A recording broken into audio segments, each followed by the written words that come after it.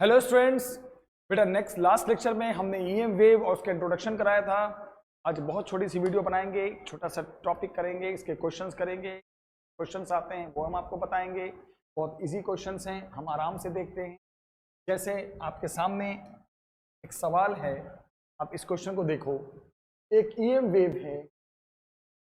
EM wave कैसे बनता है आपको पता है ना, लास्ट लेक्चर में क्या पढ़ाया था।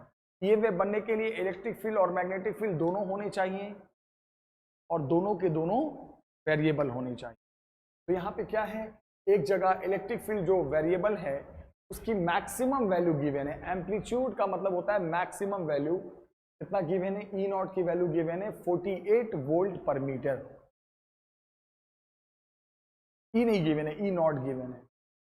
और वो जो इलेक्ट्रिक फील्ड है वो साइनोसोडियली, यानी कि साइन का मतलब समझ में आया ना। साइनोसोडियली का मतलब ये हुआ कि ये minimum maximum maximum minimum sign को ही फॉलो करता है। ये जो वेरिएशन होता है इलेक्ट्रिक फील्ड या मैग्नेटिक फील्ड में वो साइन को ही फॉलो करता है। तो साइनोसोडियली वेरी कर रहा है, वही साइनोकॉस। तो वेवलेंथ बतानी है तो बहुत आसान है बेटा। वेवलेंथ का फॉर्मूला होता है C/F, speed upon frequency. Speed पता है, फ्रीक्वेंसी दे रखा है, वेवलेंथ आ जाएगा। फिर क्या पूछा है, what is amplitude of oscillating magnetic field, यानी मैक्सिमम इलेक्ट्रिक फील्ड दिया हुआ था, अब मैक्सिमम मैग्नेटिक फील्ड पूछा है। बहुत आसान है। C इजिकल टू जानते हो ना, स्पीड हम या तो रेशियो ऑफ फील्ड से भी निकालते हैं, E naught by B naught कर सकते हैं। तो यहाँ से बी नॉट कितना हो जाएगा, क्रॉस मल्टीप्लाई कर दो। ध्यान से देखो, बी नॉट यहाँ आ जाएगा तो C नीचे आ गया। B naught equal to E naught by सी। E नॉट दे रखा है 48 वोल्ट पर मीटर, स्पीड पता है, बी की वैल्यू आ गई। टेस्ट थर्ड पार्ट तो मैं लास्ट वीडियो में ही करा चुका हूं कि प्रूव करो कि जितनी इलेक्ट्रिक एनर्जी डेंसिटी होती है उतनी ही मैग्नेटिक। लास्ट वीडियो में देख लेना। नेक्स्ट क्वेश्चन क्या है कि आपको याद है कि हमने पढ़ाया था कि ईएम वेव बनने का जो ओरिजिन क्या है, ऑसिलेटिंग चार्ज पार्टिकल। क्योंकि जब वो ऑसिलेट करेगा तभी इलेक्ट्रिक फील्ड और मैग्नेटिक फील्ड ऑसिलेट करेगी। तो जैसे एमसीक्यू में आ सकता है कि जो चार्ज पार्टिकल ऑसिलेट कर रहा है उसकी फ्रीक्वेंसी इतनी है, तो ईएम वेव की फ्रीक्वेंसी क्या होगी। तो चार्ज पार्टिकल के ऑसिलेशन की जो फ्रीक्वेंसी होगी बेटा, उतना ही फ्रीक्वेंसी ईएम वेव की होगी, अलग नहीं होगी, सेम होगी। क्योंकि जो बना है वेव ये बेसिकली चार्ज पार्टिकल के ही ऑसिलेशन से बना है, तो कोई फर्क नहीं होगा, सेम फ्रीक्वेंसी। नेक्स्ट क्वेश्चन ये है, अ रेडियो कैन ट्यून, एक रेडियो वेव है, ईएम वेव रेडियो वेव भी होता है। इसकी दो फ्रीक्वेंसी गिवन है, एक 7.5 मेगाहर्ट्ज और दूसरा गिवन है 12 मेगाहर्ट्ज। एक 7.5 मेगाहर्ट्ज, दूसरा है 12 मेगाहर्ट्ज। तो what is the corresponding wavelength, तो दोनों फ्रीक्वेंसी के अकॉर्डिंग वेवलेंथ क्या होगा। तो फ्रीक्वेंसी F1 है, दूसरा फ्रीक्वेंसी F2 है। तो पहला वेवलेंथ हो जाएगा C/F1, F equal to C lambda, तो लैम्डा इजकल टू C/F। दूसरा वेवलेंथ हो जाएगा C/F2। स्पीड पता ही है, फ्रीक्वेंसी दोनों, दो फ्रीक्वेंसी पे दो वेवलेंथ निकाल दो, खत्म। दो फ्रीक्वेंसी पे दो वेवलेंथ, फॉर्मूले से आज। नेक्स्ट क्वेश्चन है, if 5% of power of 100 what, एक 100 वॉट का बल्ब है और उसका 5% पावर, जस्ट 5% पावर वो विजिबल रेडिएशन में बदल रहा है। मतलब जैसे ट्यूबलाइट है ना, ट्यूबलाइट का 5% विजिबल लाइट में बदल रहा है, विजिबल, जिसके कारण हम देख पा रहे हैं। यानी 55% इलेक्ट्रिक पावर से 5% विजिबल लाइट का पावर कन्वर्ट हो रहा है। तो विजिबल लाइट का पावर क्या हो गया बताना बेटा, 5%। 100 वॉट का 5% कितना होगा, 5 वॉट। तो बोला क्या है, अगर हम इस विजिबल लाइट की इंटेंसिटी देखना चाहें, किसकी, विजिबल लाइट की, ध्यान रखना, इलेक्ट्रिक पावर की नहीं, विजिबल लाइट की। विजिबल लाइट की अगर हम इंटेंसिटी देखना चाहें, उस बल्ब से कितनी दूरी पे, 10 मीटर की डिस्टेंस, ये बल्ब है इससे 10 मीटर की डिस्टेंस पे ये जो विजिबल लाइट, जो इससे इलेक्ट्रिक पावर है, ये इलेक्ट्रिक बल्ब है तो इलेक्ट्रिक पावर होगा, इसका 5% विजिबल लाइट में कन्वर्ट हो गया, 5% विजिबल पावर। तो उस बल्ब से 10 मीटर की डिस्टेंस पे, इस बल्ब से 10 मीटर की डिस्टेंस पे, व्हाट आई एम सेइंग, इस बल्ब से 10 मीटर की डिस्टेंस पे आपको उस विजिबल लाइट की इंटेंसिटी बतानी है। तो मैंने क्या पढ़ाया था लास्ट लेक्चर में, इंटेंसिटी का फॉर्मूला होता है, अगर हमें बताना है तो पावर अपॉन सरफेस एरिया। कौन सा सरफेस एरिया, लाइट क्या है, वेव क्या है, फैलती है पूरे सरफेस में, तो वो सरफेस एरिया जहां पे आपने बतानी है, तो कितने डिस्टेंस पे बतानी है, 10 मीटर। तो 10 मीटर को मान के जो स्फीयर बनाएंगे, सरफेस बनाएंगे, उसका एरिया कितना हो जाएगा, 4πr²। क्या होता है फॉर्मूला इंटेंसिटी का बेटा, पावर अपॉन एरिया। पावर कितना लेंगे इसका 5%, 5 वॉट अपॉन एरिया, पूरा सरफेस एरिया 4πr²। आर क्या होगा, ऑब्वियस सी बात है, आर क्या होगा, आर वही होगा ना, बल्ब से कितनी डिस्टेंस पे हमें देखना है, 10 मीटर पे, तो 10 मीटर को रेडियस मान के जो बनाओगे उसका सरफेस एरिया 4πr²। और ये आपको पता ही है एनर्जी ऑफ वेव क्या होता है, लास्ट लेक्चर में भी हुआ था, hf या hc/λ। अब यहां पर टॉपिक है इक्वेशन ऑफ ईएम वेव, ध्यान से पढ़ो, टॉपिक है equation of EM wave. Equation of EM wave, आपको मैं एक बात बताता हूं बेटा, वेव का अपना कोई इक्वेशन नहीं होता। वेव का इक्वेशन का मतलब ये हुआ कि ये ईएम वेव बनता है कैसे, ओरिजिन तो होता है ऑसिलेटिंग चार्ज पार्टिकल, और ये ईएम वेव बनता है कैसे आप अच्छे से जानते हो, जब चार्ज पार्टिकल ऑसिलेट करेगा तो इलेक्ट्रिक फील्ड और मैग्नेटिक फील्ड दोनों ऑसिलेट करेगी। तो बेसिकली ईएम वेव के इक्वेशन का मतलब होता है, हम इक्वेशन लिखेंगे किसका, ऑसिलेटिंग इलेक्ट्रिक फील्ड का और ऑसिलेटिंग मैग्नेटिक।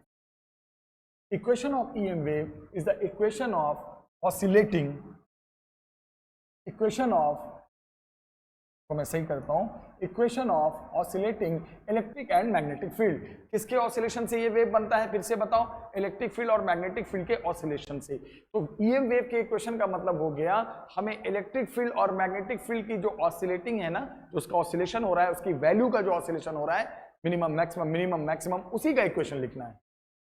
और मैं आपको बता दूं, जो चीज ऑसिलेट करती है आपको अच्छे से पता है, उसका इक्वेशन या तो साइन में होगा या तो कॉस में होगा, फिक्स है।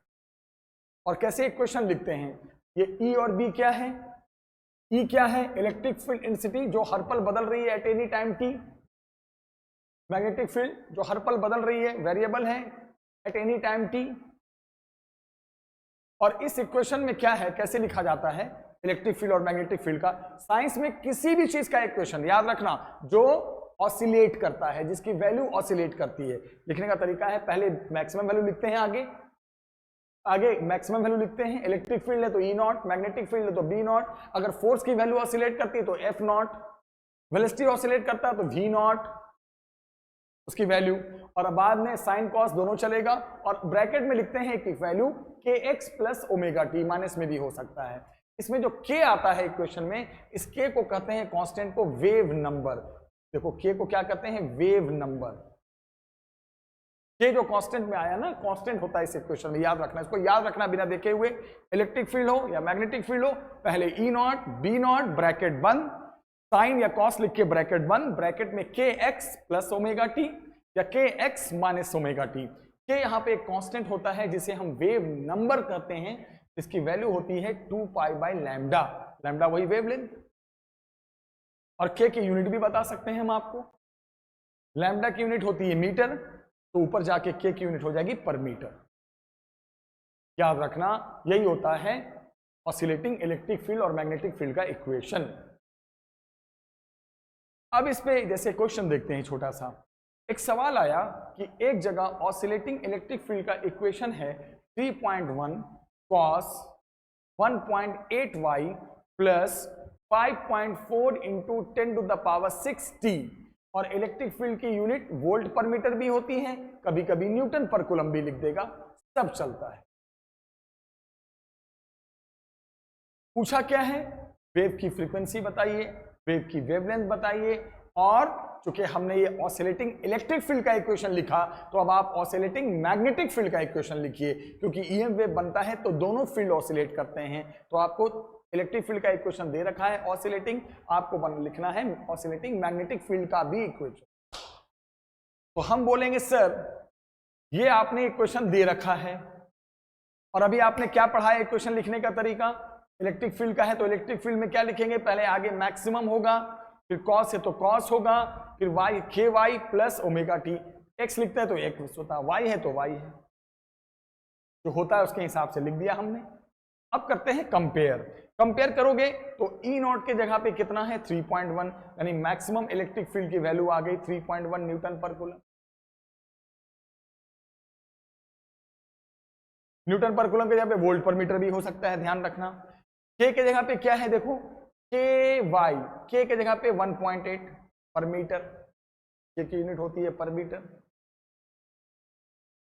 ओमेगा टी को देखो तो ओमेगा के जगह पे क्या आ गया 5.4 इंटू 10⁶ रेडियन पर सेकेंड। तो कंपेयर करके क्या निकल गया ई नॉट, कंपेयर करके क्या निकल गया के, कंपेयर करके क्या निकल गया ओमेगा, ध्यान रखना। अब आ जाओ ध्यान से, आप जानते हो कि ई नॉट की वैल्यू अभी आपने कंपेयर करके निकाल दिया, तो फट से आप बी नॉट की वैल्यू भी निकाल सकते हो। क्यों, फॉर्मूला दिया था मैंने, speed of wave is equal to E naught by B naught. B naught यहां चला गया तो E naught by C, E naught पता है, सी पता है स्पीड, बी नॉट की वैल्यू आ गई, मतलब मैक्सिमम फील्ड की वैल्यू आ गई मैग्नेटिक फील्ड की। आगे आ जाओ, के की वैल्यू अभी इक्वेट करके हमने क्या निकाला था 2 मिनट पहले, देखो के की वैल्यू क्या आई थी इक्वेट करके 1.8, तो के को लिख दो, के के जगह पे 1.8, और के का मतलब क्या होता है फॉर्मूले में वेव नंबर का 2 pi by lambda is equal to 1.8। Lambda को इधर शिफ्ट कर दो तो लैम्डा क्या आ गया बेटा 2 पाई बाय 1.8, पाई के जगह पे क्या रखते हैं 3.14, तो 2 इंटू 3.14 कितना हो गया 6.28 बाई 1.8। लैम्डा की वैल्यू भी आ गई सॉल्व करके, लैम्डा आ गया तो फ्रीक्वेंसी भी आ जाएगी। फ्रीक्वेंसी जानते हो ना, F equal to C by lambda, 9-10 से पढ़ते आ रहे हो वेव के लिए, सी बाई लैम्डा, फ्रीक्वेंसी भी आ गई।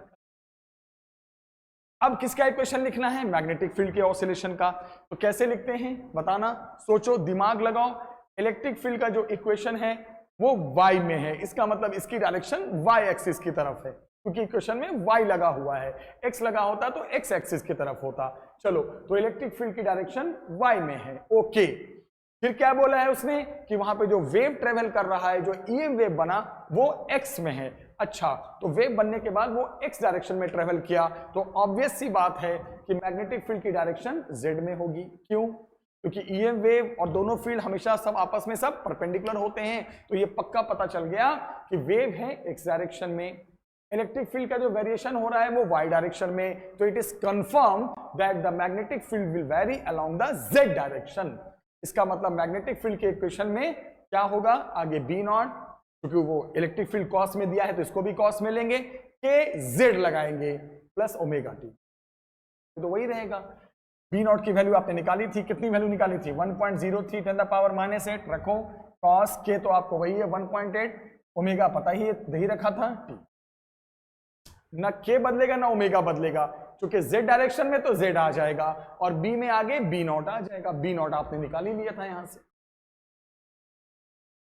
एक और क्वेश्चन देखते हैं इसके ऊपर, क्या दिया था उसने, मैग्नेटिक फील्ड की वैल्यू गिवन है, this is the value of magnetic, अब उल्टा है बेटा, अब ऑसिलेशन ऑफ मैग्नेटिक फील्ड का इक्वेशन गिवन है, x का मतलब x एक्सिस में। आपसे पूछा है सेम चीज ओमेगा फ्रीक्वेंसी एंड वेवलेंथ, और इलेक्ट्रिक फील्ड के ऑसिलेशन, जो ऑसिलेटिंग इलेक्ट्रिक फील्ड है उसका इक्वेशन लिखो। It's very simple, once again I will write here, क्या होता है इक्वेशन ऑसिलेटिंग मैग्नेटिक फील्ड का, b equal to B naught, sine में है तो sine K X plus omega T, X है तो एक्स में लिख देंगे, कंपेयर करेंगे तो बी नॉट के जगह पे ये आ गया, कंपेयर करेंगे तो के की जगह पे ये आ गया, कंपेयर करेंगे तो ओमेगा की जगह पे ये आ गया। ठीक है, अब क्या दिमाग लगाएंगे बेटा फट से, के से लैम्डा निकल जाएगा, वही same pattern, K equal to wave number 2 pi by lambda, lambda यहां से 2 pi by K, same lambda आ गया तो फ्रीक्वेंसी भी आ जाएगी, स्पीड अपॉन वेवलेंथ फ्रीक्वेंसी आ गई, यहां से लैम्डा आ गया, यहां से फ्रीक्वेंसी आ गई, है ना। उसके बाद देखो, अब यहाँ पे बी नॉट पता है, मैक्सिमम मैग्नेटिक फील्ड पता है, मैग्नेटिक फील्ड की maximum value, peak value, amplitude पता है, तो ई नॉट निकाल देंगे, वही सी इक्वल टू होता है ना E naught by B naught, तो ई नॉट कितना हो जाएगा C into B naught, E naught आ गया, बस maximum value of electric field आ गई। अब इक्वेशन लिख दो, क्या होगा, किसका इक्वेशन लिखना है इलेक्ट्रिक फील्ड का, तो आगे ई नॉट साइन, साइन में है तो इसको भी साइन में लो।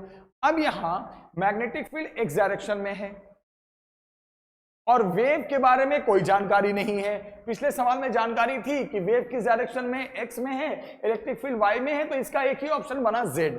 बट यहां क्या पंगा है, यहां पंगा ये है कि मैग्नेटिक फील्ड का वेरिएशन एक्स डायरेक्शन में है, बट वेव किस डायरेक्शन में है वो पता नहीं है, तो इसका मतलब इलेक्ट्रिक फील्ड के दोनों ऑप्शन होंगे, x का परपेंडिकुलर y में भी हो सकता है और z में भी हो सकता है। क्यों? क्योंकि यहाँ तो हमें पता ही नहीं कि वेव किधर है।